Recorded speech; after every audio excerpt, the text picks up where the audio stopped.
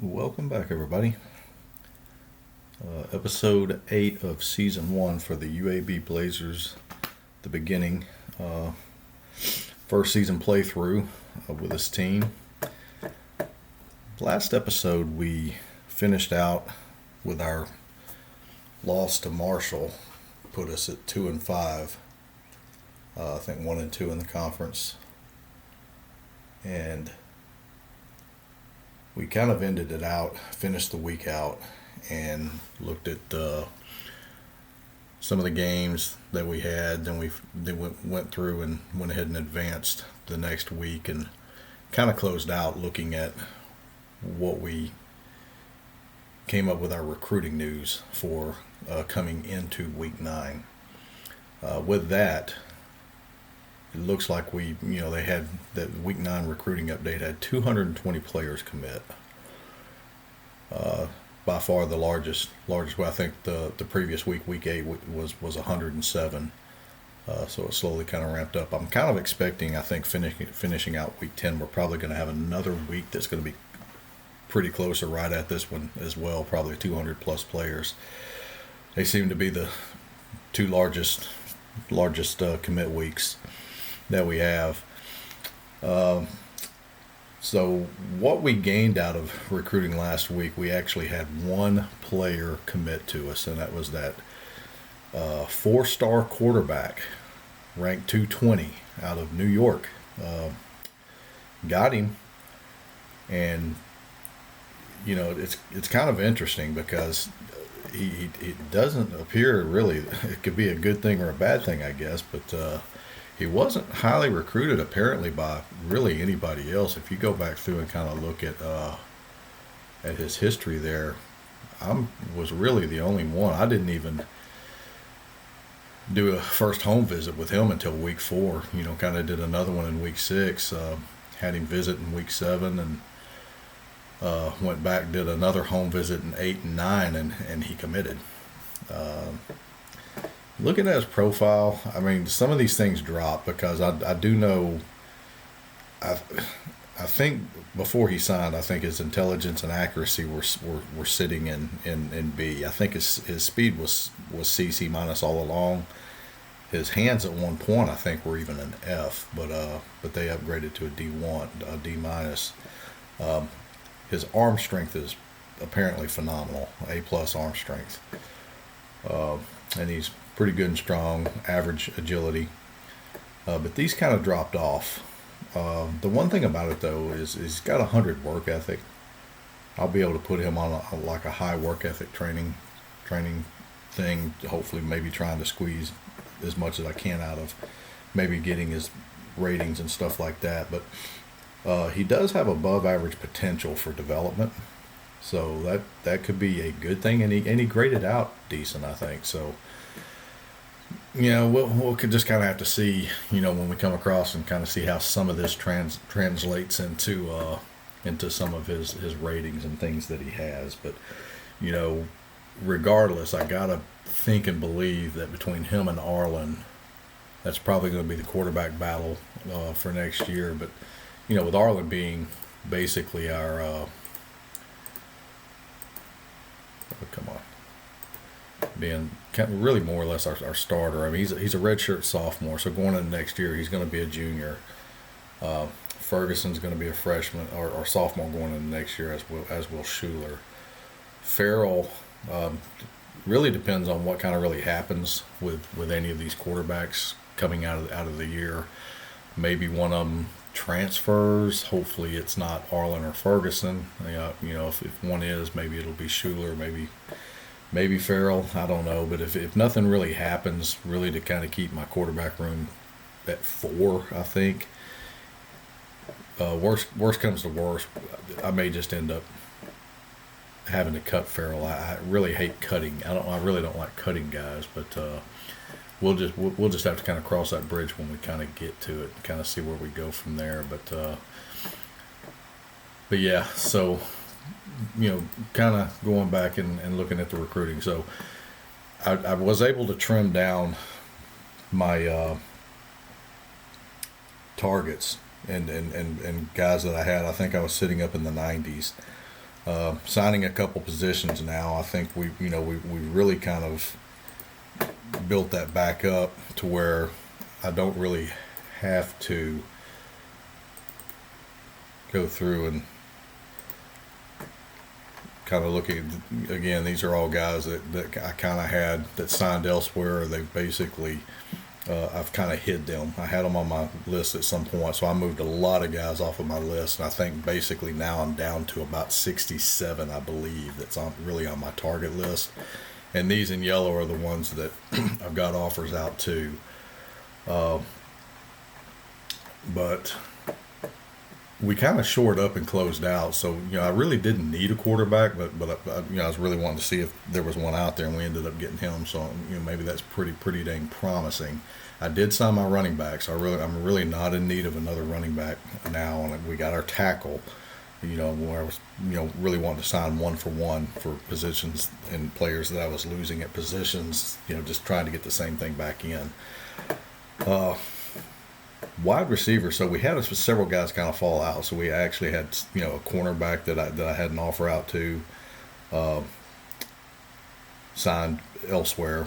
The same with the defensive tackle, signed elsewhere. So now I've got to kind of go back in and fill those in. The strong safety that I was going after signed elsewhere or committed elsewhere. So I've kind of got a lot of those holes to fill. So with that, I ended up going back and had to search out and find some other players, because I felt like I was a little bit weak in some of those areas, even with backup guys that I kind of had in mind to kind of offer. I just feel like there's still just maybe something better out there. But this Demetrius Grimes signed with Georgia Tech. He was on my board, but I really wasn't pursuing him hard. Malik Baxter was the corner that I did have an offer out to, and he ends up signing with Louisiana Tech. And my fallback was to offer Kendall Flowers if I lost, one of the corners. Like I have to have two of them. Well, Kendall Flowers ended up signing with Georgia State same time, same week. So that kind of put me in a little bit of a different position now. So I've got one cornerback offer out there. I had to go back out and try and find a few more to see if I can get a little bit more information on them as well. Had a couple receivers signed. This Jamil Metcalf is a guy that I was really going after since day one, and he ends up signing with Akron. So that's kind of set me back on that side, on the receiver piece as well. Deegan Salmon I had offered early on, but he showed a lot of interest in Louisville. I did end up pulling that one back. I kept him on my board, but I ended up offering to another guard. So I still have two outstanding offers, two guards that I'm losing that are out there. RC Orlando was a fallback free safety. I didn't have an offer to him, but I was pretty high on him, thinking it might be a chance if the free safety side falls out. So, but my original offer is still out there to the guy I've got at free safety. So Michael Harvey, defensive end, was on the board but wasn't really pursuing real hard. Jordan Marsh was the strong safety that I had offered. I originally had McGriff offered and pulled that one back because his interest seemed to be really climbing with Colorado State. So I ended up pulling that back, and I did offer Marsh a few weeks ago. So I kind of pursued him hard for those several weeks, but he ends up going with Middle Tennessee. So I have to really fill that hole again now too.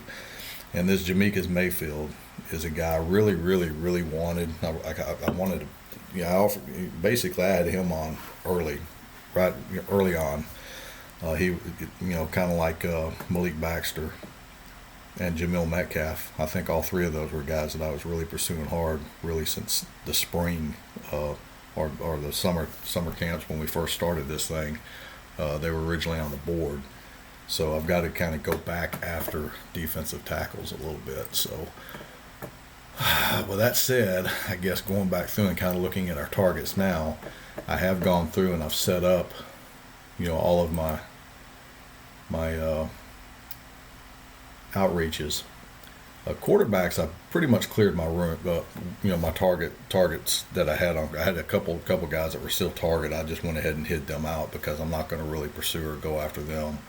Not really needing to go after another quarterback right now. Running back, we signed the one, so it was really all I really needed. Ambrose, I had Cedrics and Pierpont and Ambrose on here, and I really did like all three of these guys. But I ended up hiding Ambrose and kind of taking him off of my board. And that was basically, they're so comparable across the board between all three of them, but I pretty much decided against Ambrose just based off of his hands, because he kept going back from a D to a D minus to an F even. His latest scouting report for his hands was a D minus.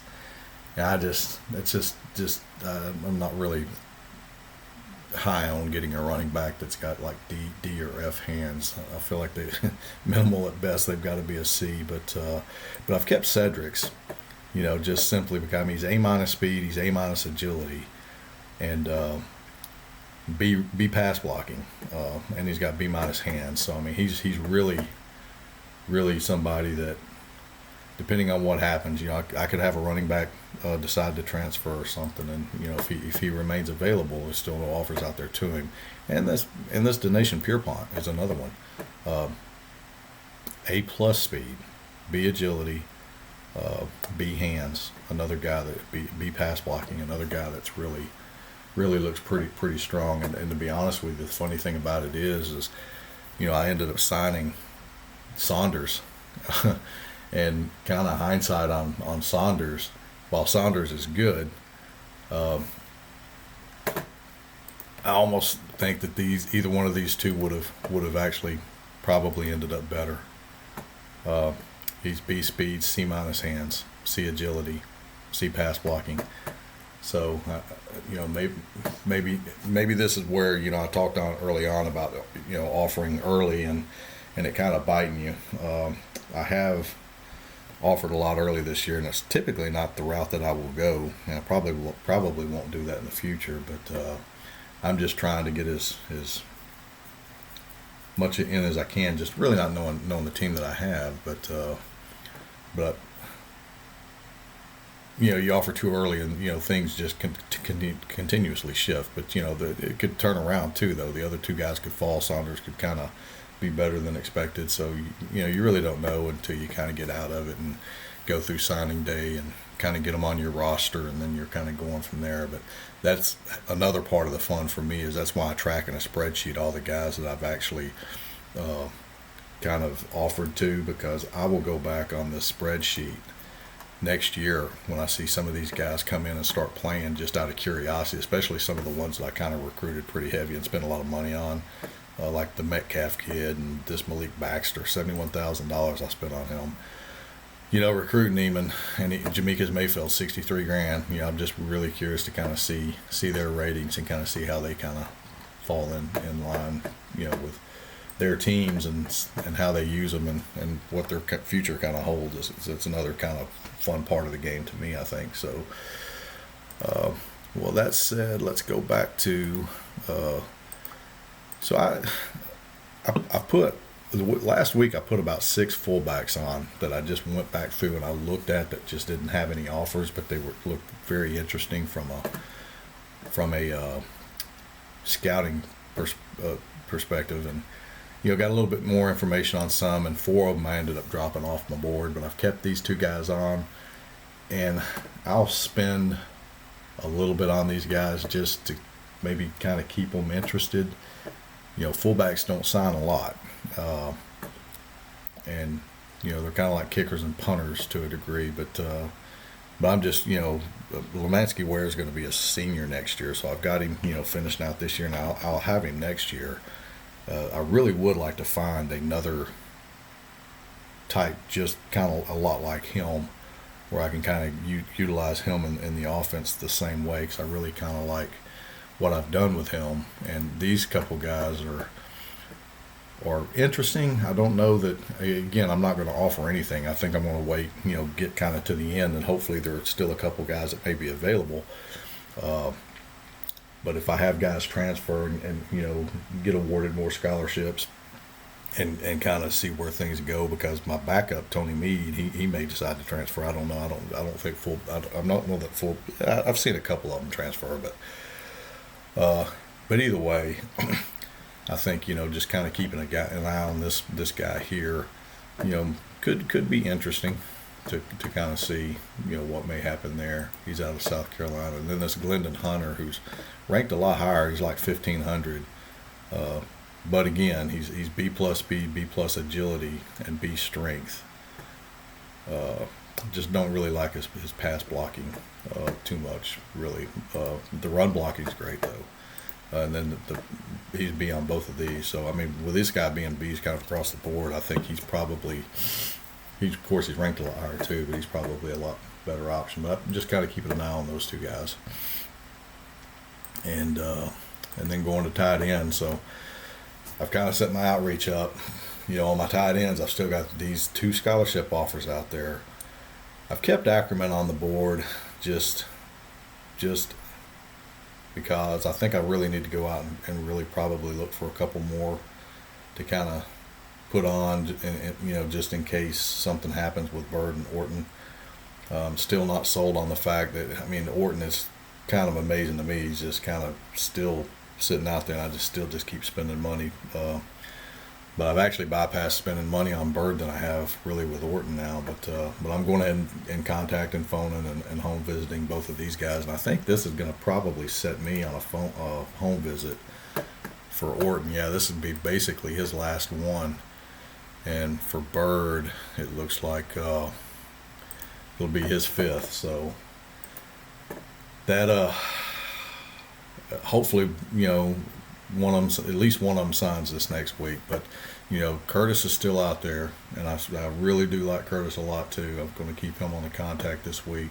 Still doesn't have any offers out there. His interest really isn't any more significant than the other guys, but he still looks pretty solid. Straight B's, kind of middle of the road in leadership and work ethic, but that's okay.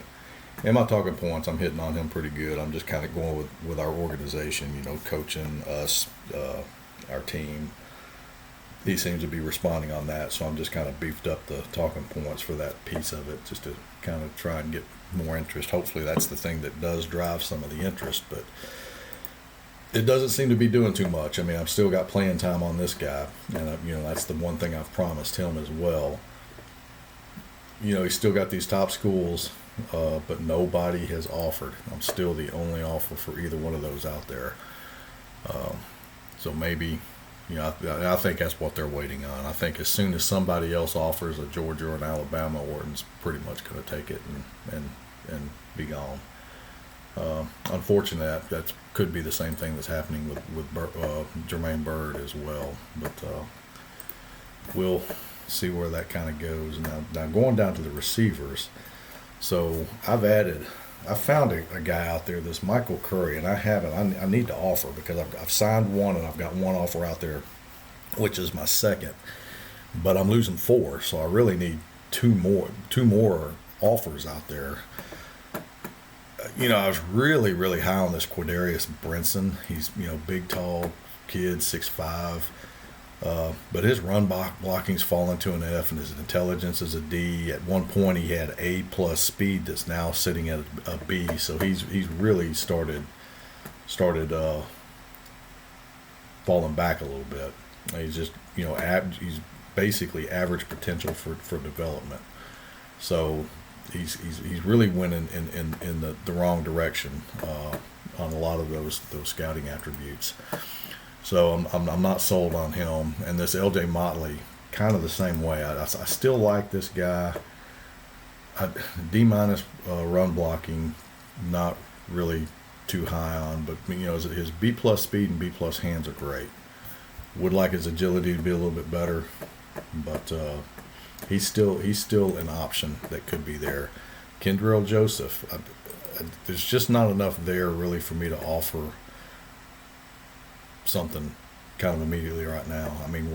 Again, like I said, I'm going to have to suffer with a couple bad attributes, just being UAB and recruiting. But B plus speed and A agility, B minus hands. This is probably the one guy right now that I would offer to, but I'm kind of waiting to get a little bit more information on these two, and particularly this guy right here, this Michael Curry that I've got. He's from Pittsburgh, Pennsylvania. He doesn't really seem to have too much information out there on him. No offers. I don't know how much information is there as far as anybody else recruiting him or anything else, but he looks pretty decent as well. B speed, B hands, B agility, B plus strength, smart kid. Pass blocking don't really care about, but his run blocking's a B, and he's 6'5". So I think I kind of like him as well. And this Dudley's another one. He's 6'2", but he's, again, pretty much B's across. He almost looks very similar and very close to what Curry is. So these two guys. So for me, I'm sitting there thinking, if I've got two more offers that are out there, they're going to probably fall between Dudley, Curry, and Joseph. Hopefully, if I get back the right information on these two. I do like Curry a lot just for his size. But Joseph and Dudley as well. And I've kind of had him on the board for a while, and I do kind of like him. Sitting at about 10 grand now, just getting them on my board, and Joseph is only at like 17. Quadarius I actually spent 45 on, and I'm just kind of really just kind of falling out of favor with him a little bit as far as continuing to kind of look hard at him. I'm just keeping him on the contact list now. I had 50 contacts. I don't think I ended up I think I ended up contacts about 40 people this week that I've got, but I think I did all 25. Yeah, I've done all 25 of my phone calls, and I've got all 15 of my home visits. Tipped the 50% mark now, so now I've spent more on recruiting than what I've got left, and I've got to make sure I keep some of that for facilities, because I can't really go through all of that. And we're stepping into week 10 now, so I'm really going to have to start downgrading my spending a little bit. So I'm really hoping this week, after this Houston game, when we kind of go advance to the next week, that I get 3, 4, 5 signings where I can kind of start dropping some of that off and pulling out some of these other ones. Maybe I close out some positions and not continue to have to spend money on any other recruits in those positions. That's the receiver. So on the line, I've signed my tackle. There's nobody left in the room on my tackle. I've went ahead and pulled everybody out of that. I'm not going to pursue anybody else that I had there. I still have my center. I've trimmed it down a little bit too. So really for me, it's really between this Lindsey and Judith. Don't have an offer out to nope, nobody has an offer to Judith, but I do like Judith a lot too. So he's kind of my fallback. I really like, his intelligence is an F, but I could equate to penalties, very likely, false starts, things of that nature. But everything else with him looks great. A+ pass blocking, B+ run blocking. That's pretty dang solid. And quite frankly, outside of having this F for intelligence, and I just really feel like and a low work ethic too, but having that and the penalties that could ensue with it, he's really better than Lindsey that I have out there. A lot better than Lindsey. But Lindsey's pretty smart, good agility, but his pass blocking is not good, but he is a good run blocker. So in reality, I think Judith should have been maybe the better offer. I could still do it. I just don't. I think if I pull from Lindsey now, I could be really close to getting him. I'm not sure. But Judith has peaked up to mild interest. So I think if I could really push something across more with him, I might start getting a little bit more information out of that. And then the guards. These are the two guards. I've trimmed this one down a little bit too, but. The two guards I have offered out there, I'm doing the contact phone and home on them, just continuing to kind of go after Josephson. That's costing me a little bit of money. He's up to 80 grand now. It's just because he's in Maryland. So every time I do the home visit, it's clipping out at about 6 grand. And I think probably this may be his fourth one that I've had. One thing I noticed is, and it's kind of weird, and maybe I'm doing too much of that. Maybe I'm overspending and just a little bit over anxious on a lot of these. because I'm jumping into some of these cards and I'm looking, you know, and I'm not seeing, you know, a lot of other teams, you know, really doing, I guess, multiple things, kind of like what I am. Like, I guess maybe they are, maybe they just wouldn't show. But all of mine are actually showing in their cards, kind of on their history piece. And again, like I said, it just looking at this, it appears I'm the only one kind of looking at this guy, but I don't know if that's really truly the case in looking at that history. But that's the two that I've got out there, and I've kind of had them there for a while, spending some money on them. No punters on my list. I've got 2 kickers out here, and this is the guy that I've had really since day one that I've got the offer out to. Spent a lot of money on a kicker. I mean, that's just probably way too much money to spend on a kicker.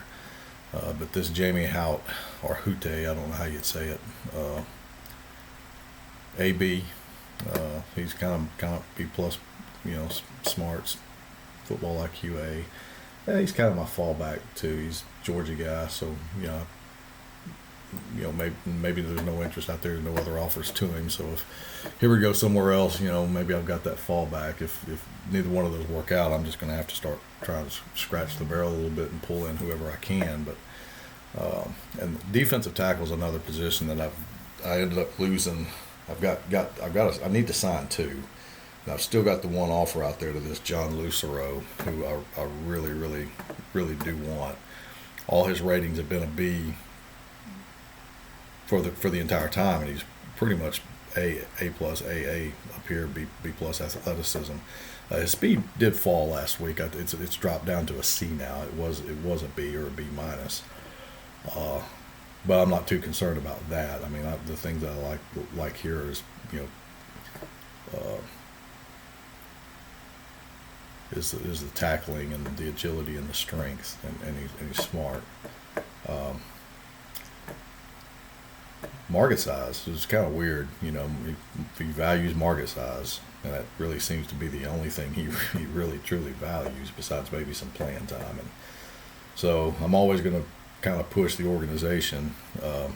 Not that it really shows that anything, you know, warrants that, but I've got basically 2 of the 5 talking points and 2 of the 5 talking points, you know, on the market size and playing time, and he's responded to both of those, particularly more so on the market size. So just waiting for more interest there. But, you know, having lost Jameika's Mayfield, I've got to sign another one. But there's not enough information out here that I really feel good enough about signing one of, you know, I've had Taylor and Sheridan on here for a while, and Pargo's one that I've really put on here kind of late, and I do like him a lot.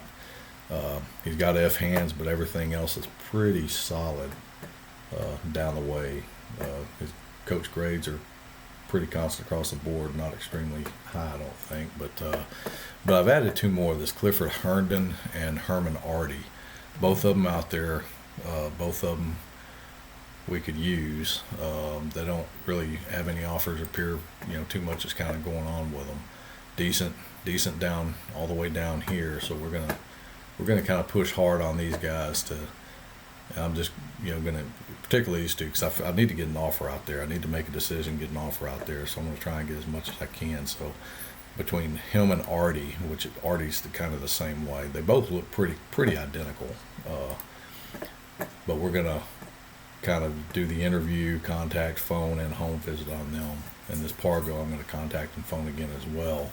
Lucero, I'm still just kind of throwing everything there. $79,000 I've spent, but I still got to contact and phone just to keep trying to drive it and try and get something out of. I've got one defensive end that I really need to sign. Curlin Oliver's been the guy that's been there since week 1.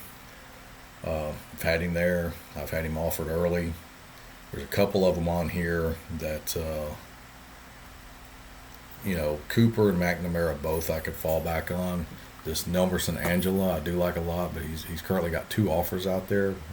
One of them's not mine, so there's 2 different offers. I assume it was still at JSU, so I would imagine Jacksonville State's got one. But the one thing that happened is he went from some interest to cool, so his interest kind of bumped up a little bit, and I really haven't been spending a lot on him. So I'm going to kind of keep him kind of in my, you know, in my list here to kind of see what happens. But if I can get Oliver, that's the guy that I really want to get. And then linebacker, I think we've got one linebacker to sign. I've got an offer out there. DeLeon Ralston, another recruit that I've had early on. No interest evolving from him, but still the only offer out there is from me. Again, I'm going full bore on him too, with a contact phone and home visit. Cornerback was another position, so this is another one. So I had basically two I need to sign. I've got one offer still out there on that Tervalence Kaiser. The Malik Baxter signed elsewhere, and Kendall Flowers ended up who was my fallback. He ended up signing elsewhere as well. So there, I've got to really. I didn't really have too much of interest in anybody that I really kind of got here. Lennox Bedard, I really was looking at pretty hard, and he's still decent and still available. I mean, no offers, kind of higher rated. I'm just surprised I don't have more interest. This Tavares Hughes is another one that's pretty decent as well, along with Anthony Sanford. This is another one I kind of like a lot as well. But I've found these other two, this Londell McClay and Lamont Givens. So I want to basically get as much information as I can on them as well. I'm doing the home visit on again on Kaiser, just trying to flood for interest. I'm going to do a home visit on Sanford this week as well, because I think ultimately, depending on what comes back here, he might be one that I might want to look at and try and pursue. He may be out of my grade though. I mean, he might be too high for me, but there's not showing interest anywhere else. He's graded really well. So he has amazing potential. So this is one that's just really A- speed. Looking pretty good. But this McClay looks fairly well as well. I mean, his tackling's a D here. I don't really like that too much. He does have Coastal Carolina as a top school, so I assume that they're scouting him and have been for probably some time. But again, I don't think they haven't really made an offer to him. He did attend an official visit with them a couple weeks ago, so that's probably why he has them up there on his list. But they haven't offered yet. But chances are, if they was to offer this week, he may be signing anyway. This Lamont Givens, I don't think has anything listed as a top, and I don't think he's got any history on him. So there's nothing really there, and he's pretty decent. I mean, he's the only average speed though. That's not great. B plus tackling, B intelligence, B hands. So he's pretty good, but probably the one that I like the most right now out of here is really this Sanford guy, Anthony Sanford out of Chicago. Kind of away from me a little bit. He's 574 miles from UAB, but maybe I can get him.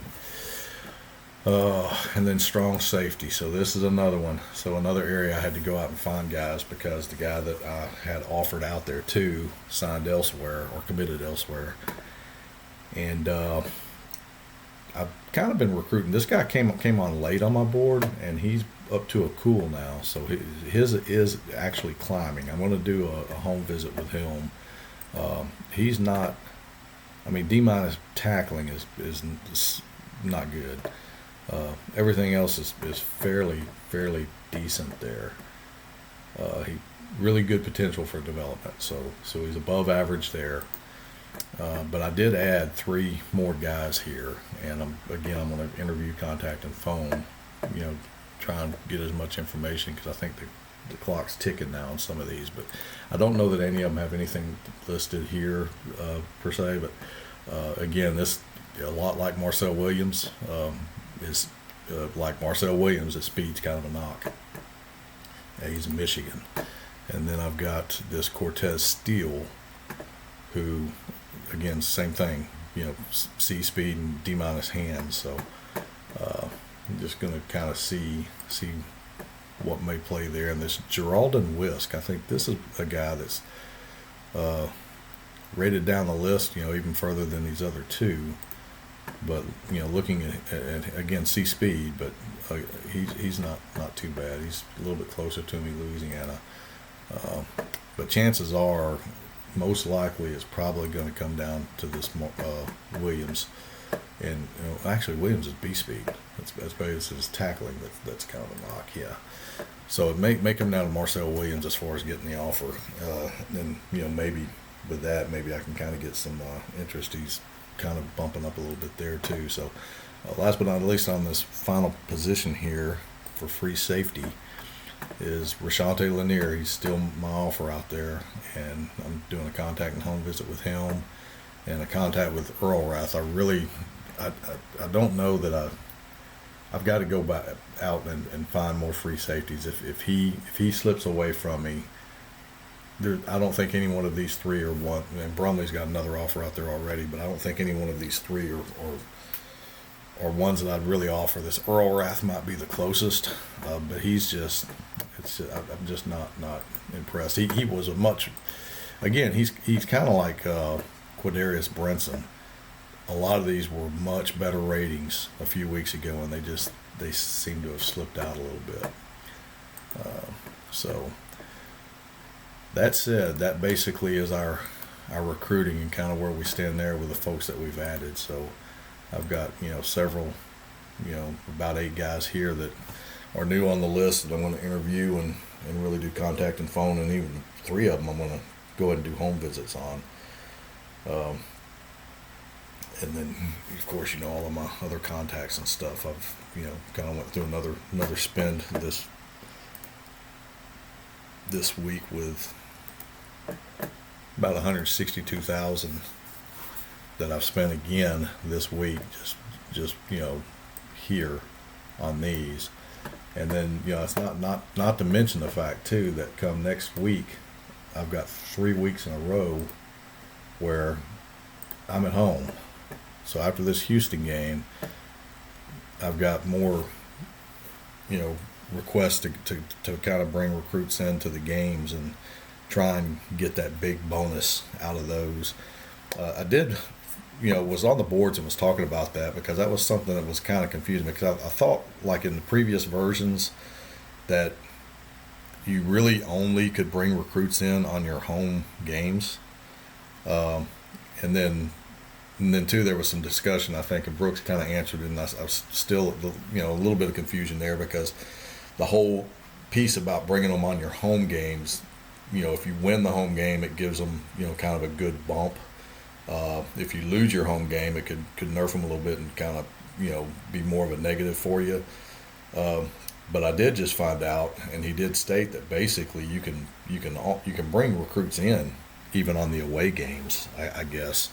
Or on your bye weeks, you just don't get that bump if you win or lose. I guess you don't get the bump or the nerf if you win or lose on an away game, and in a bye week you just don't get anything. But whatever you do get out of offering that kid, and he kind of comes in to campus, is there's some level of interest there, and I think that's one of the highest things that really affects a recruit is that one thing. It's kind of a one-shot thing because you only got one offer for him to come visit your campus, and it's done. It's like the home visits, you got 6, but that one is going to be the biggest bump regardless. So even if it's a bye week or away, it could have an extremely positive impact. So I may change that, where I've just been really just looking at offering only on the home games, just trying to maximize what I get. If I feel like I need to get something out there on someone that, maybe they're slipping, or maybe I'm just trying to outduel somebody else that I feel like's really, going after them pretty hard. Maybe there will be a couple that I start offering on these away games. I don't know. I haven't really thought that one completely through yet, but apparently you can, and it's still going to be a positive impact. It's still going to be probably your most positive thing that you can do is offer, even if it isn't away. But again, like I said, you just don't get any extra anything out of it unless it's a home game and you win. But you always stand that chance too of losing that game and it being kind of a worse. You could have offered him on an away game and would have been better off, had it been a game that you offered and lost. And I will tell you though, I did bring in Mark Penn. I think the week that he actually came to a game was this UCF game, and it was when I ended up losing. So I had a few guys that actually attended that UCF game, ECU game. No, Penn was UCF. So yeah, I brought him on that one. I lost that game. I won that game, and I lost this game. So out of the 4 guys I've signed so far, they all had campus visits, and 3 of the 4 were at losing games. So I don't know how much of a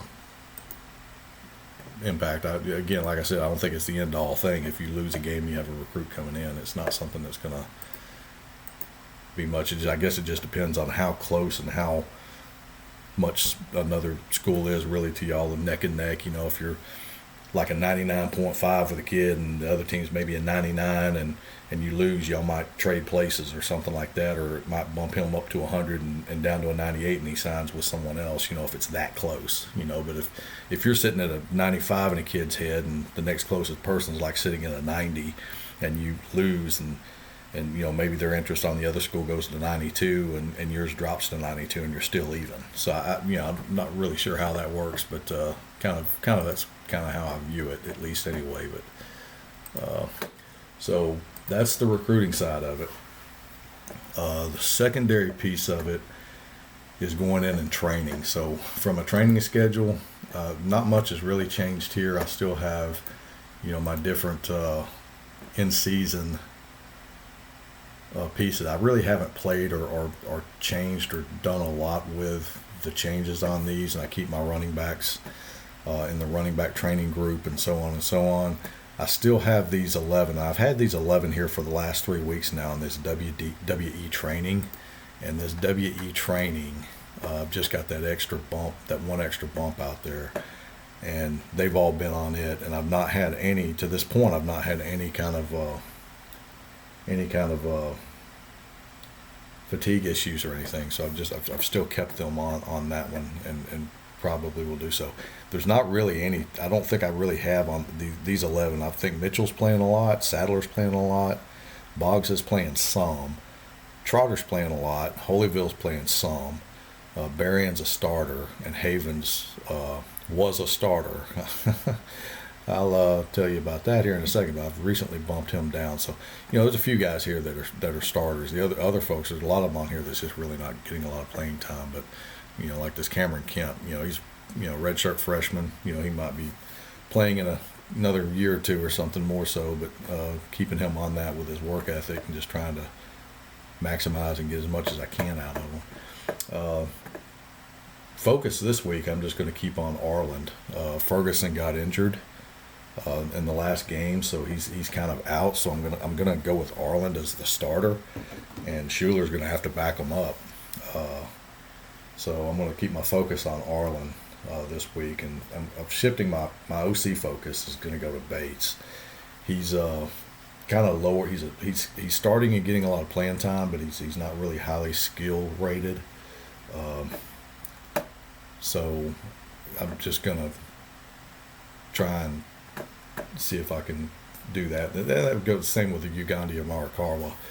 He's actually starting. He's getting a lot of playing time. He's doing really well. He's putting in some tackles and stuff, but he's probably, I think he's a sophomore, and he's one of my lower skill leveled guys that are on defense that start. So I'm going to try and keep a little focus there.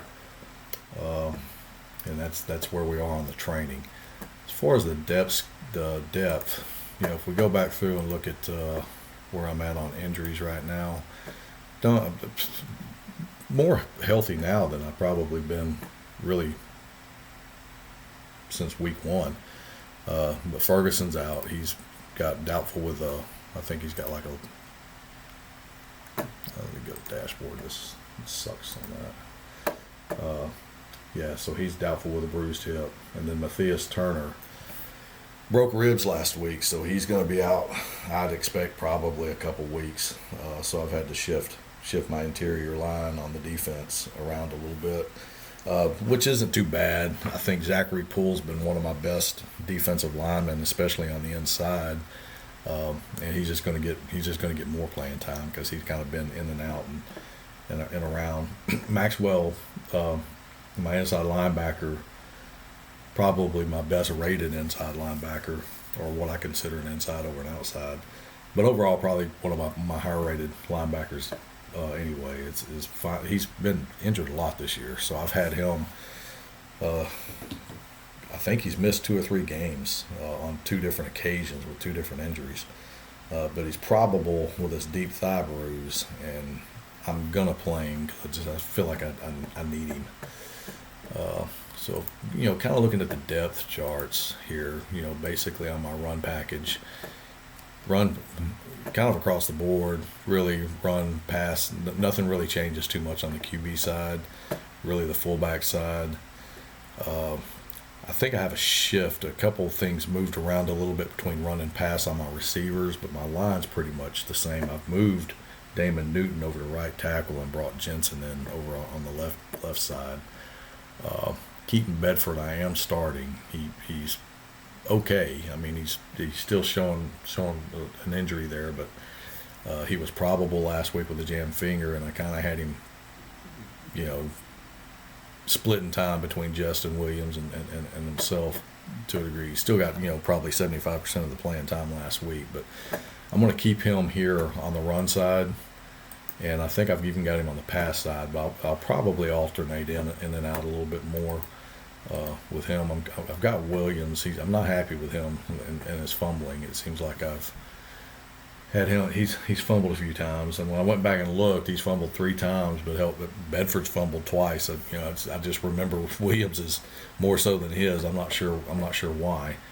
But I'm going to keep him as the backup on the run side package. But on the pass package, I've got Dykes and Dudley bumping up on that, because I think if I keep my receiver in, Williams is not a good pass blocking. If he's got to pick up a blitz or something, he's not a good pass blocking back.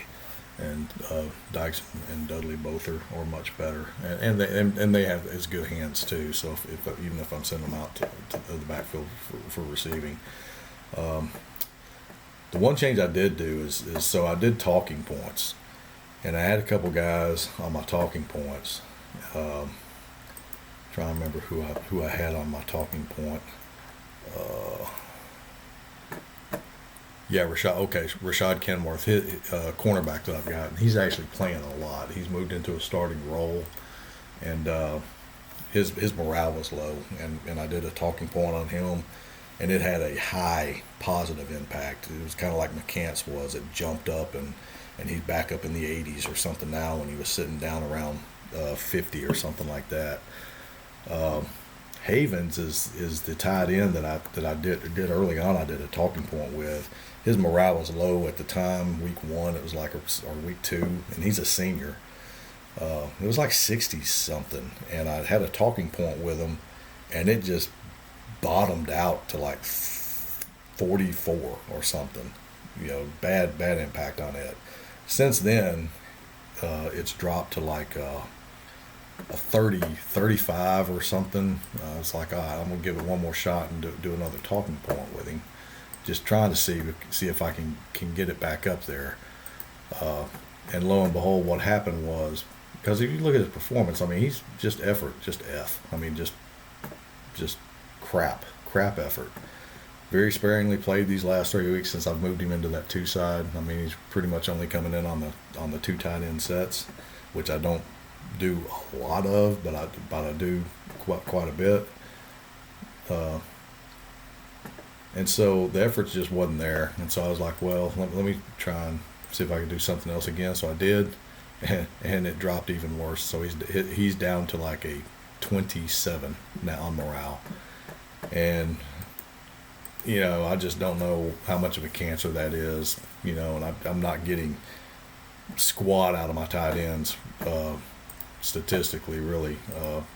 Not really passing a lot anyway, but from a catching standpoint, I mean, Crawley's got 12 catches. He's been targeted 29 times. That's not a good outcome. Havens has caught 8 passes and been targeted 20 times. So I'm just not really, for what I thought was going to be one of my strong points on offense, I'm getting crap out of both of them. So, that said, that's one thing that kind of drove me to now. I'm bringing Mincer up, just to be the second tight end and dropping Havens out. I think I even have him in on the Mincer on the pass package and the RPO. It kind of matches. And the goal line, I've got a Cardo up there because he's a much better run blocker than Mincer is, and Havens just pretty much wanting to be considered to be on the field. But for the goal line short, I've left the same thing here with Lemansky coming in and Meade being the fullback. If something happened and Meade got injured, I'd put Ware back to the fullback and bring Dykes in. But that's kind of stayed the same. But again, really small differences on the offense. With what I've done on like the receiver, my 1-2-3 receiver on the run package is McCants, Bates, and Stafford. On the pass, it's McCants, Stafford, and Berrien. So Bates kind of comes out. He's just, these other guys got much better hands and just different things about them that just make them a better receiver. But Bates is pretty good, from the run blocking side and strong and strength. So he's kind of, he gets his snaps more or less in the run package. But again, even in game though, I will do, I'll run my run package and actually do pass plays. I may do my pass package and actually do run plays. So I still kind of do minimal some of that, but I just to kind of spread it up a little bit. But that's the offense.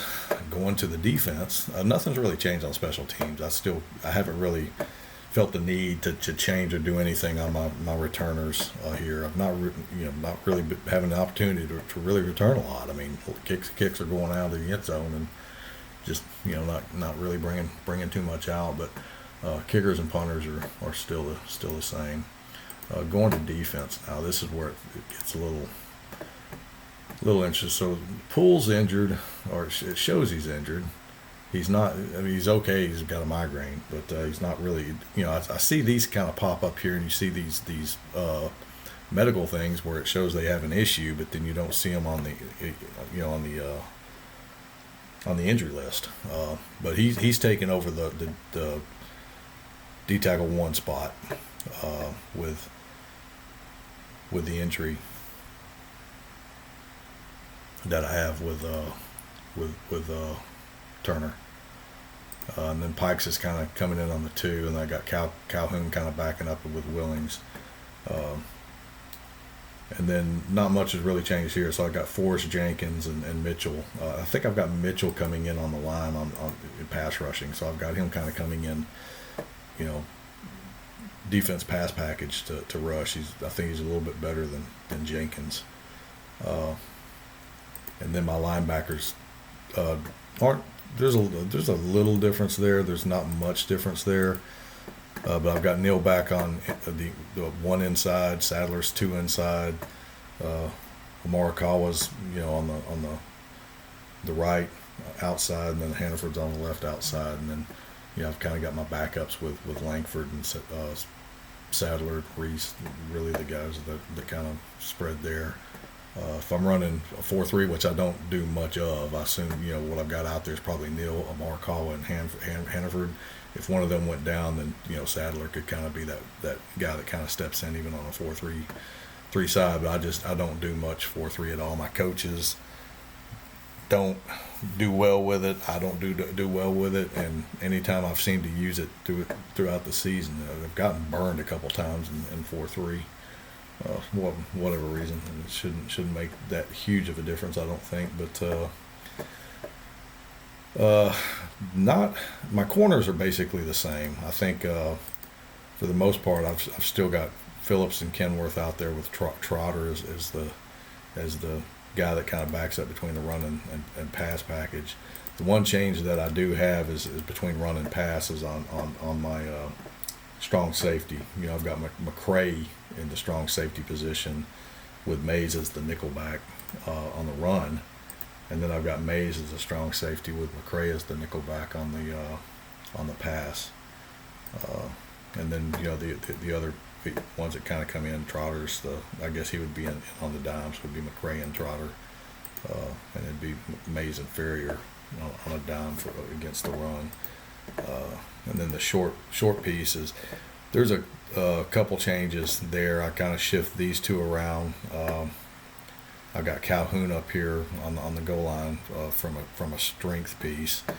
Kenworth moves to this side, and then I've got Crosby just because, again, it's a strength thing, I guess, or something. But you know, from ratings. But I've got him above Brooks. I just shifted and moved Brooks over to in the nickel side. But that's kind of where I stand. There's not a lot of changes. I'm really just, for the most part, I've done very minimal adjusting outside of injuries on any of these depth packages. But I've had to adjust weekly just based off of injuries. You know, where I've had injuries. And then strategy coming up for the Houston Cougars. Game planning. They're solid against the run, and they basically focus against the run defensively. So I'm gonna focus pass. But I'm gonna try and be balanced with a normal tempo. Passing preference, I feel like I still just have to go short. I'm gonna work outside. They seem to be a little better going outside against them. Primary receiver is going to be my top receiver, McCants, and not changing anything on my third down and goal line back, keeping them with Lemansky Ware. Defensively, I'm going to stay conservative and look at balance. They do run a lot, and their tendency is to run, but they have a pretty good quarterback too. And I'm just going to work primary coverage out of the zone. Really more as much thought for that, I guess, as for the run as anything else too. Defensive line and linebacker role, because again, I'm not sold on the fact that they're not going to come out and try and pass a lot. They could come out and try and run 50 times and pass 20. I don't know, but I'm just going to kind of keep it in a mix with Hannaford keeping the radio, and I'm keeping my energy in outs at this 70-80 rating. I kind of likes that. I feel like that helped last game. I tell you, one thing that's got to happen in this Houston game is, man, I cannot have 14 penalties for 150 yards again. That's just crazy. Going through the play analysis. So one thing I've done is I've went through the play analysis on these teams, on me and Houston. And one thing that I did find when I go back and kind of look at my game plan for Houston coming up, this, just from a formation perspective, this is kind of what I've ended up seeing. They're pretty pro set. I mean, they're pretty balanced. Shotgun,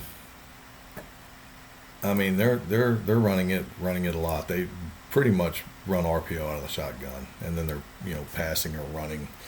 So I guess from that piece of it there, you gotta almost think pass first, almost really. But that's they don't use the empty. They haven't used the empty backfield this year on any plays to this point. There's really, wishbone, of course, that's pretty much almost everybody you see that does any wishbone plays is going to run more than they pass out of it. About 2 to 1, on their tight end sets as far as run over pass. Nothing really jumps out. They're pretty balanced, just a balanced team. So, that said, one thing that I did go through, and I did want to see, is when I went back to Houston and I kind of looked at Houston and jumped in here, I went through what they did defensively and went down to detail. And so when I looking for particular plays that the opponents actually ran against them out of these different formations. Again, most everything is, the opponent, everybody else has pretty much been in the shotgun against them a lot as well. But I did go through and kind of looked and just found the top 3 plays off of each formation that their opponents have run. When their opponents have been in an I formation, these plays seem to work pretty good against their defense. A couple of them been run multiple times, and Houston tried to defend them with multiple different defenses against it. But I'm gonna, and the other thing I noticed too is out of here is, if you notice, the most successful plays are going to the left as far as run plays. Run back counter left was pretty heavy on I formation and pro. Pistol running back toss left, RPO power left, running back dive left, running back counter left. So I want to blister the left side. It looked like things probably inside running left was a little more successful than trying to get to the outside. I think there was a couple of them. Like this is inside. That's inside. That's inside basically off tackle, I guess. RPO power left, dive left. That's inside. So a lot of that's kind of just looking at those, and I'm just going to try and, I haven't ran the wishbone yet, but there's a couple plays there that look like they were somewhat successful against their defense. So if I feel the need in the right situation, I just feel like I want to run a wishbone play. I guess maybe I can try one of those and see if I have success too. So, it doesn't really, that doesn't mean a lot, because what one team does and what strength they have doesn't necessarily mean that's going to equate to the same thing for me offensively as well.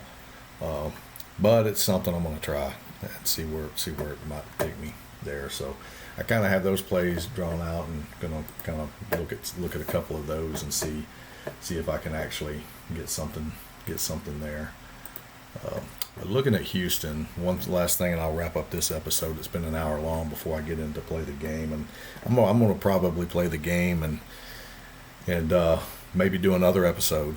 So I'll close this one out. Probably get Houston played. I may jump in on the back end of it, or if something's interesting about the game, kind of fall into it. But definitely have it to a point to where I'll do the same thing that I did last time, is go ahead and close out the week on playing some of the top 25 games and kind of looking at some of the stats, and then advancing to the next week and seeing where we stand on a recruiting for the next episode.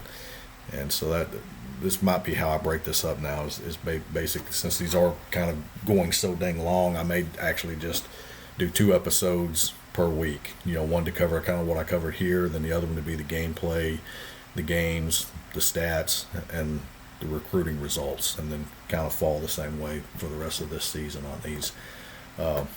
That said, we'll close this out, and we'll look at, basically, this is the Houston's team. So this is who I'm playing next. They lost at Nebraska, had a bye week. They lost at home against Baylor. 2 pretty good teams. I mean, they're Power 5s, or Power 4s, I guess, in my league. Louisiana Tech, they won. Louisiana Tech's 1-5, so it was kind of expected. They had a struggle with them, and then they won at Central Florida. And quite frankly, the Conference USA may come down between Central Florida and Houston. That might be Week 16's Conference USA championship game again. Who knows? They got drilled at Michigan, as you'd probably kind of expect, and then they ended up smoking East Carolina and on the road against Middle Tennessee. They beat them pretty good too.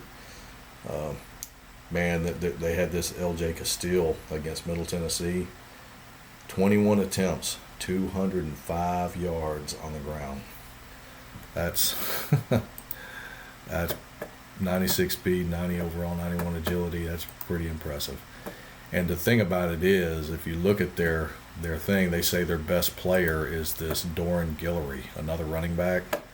They they and I wonder why they say they're predominantly a run team.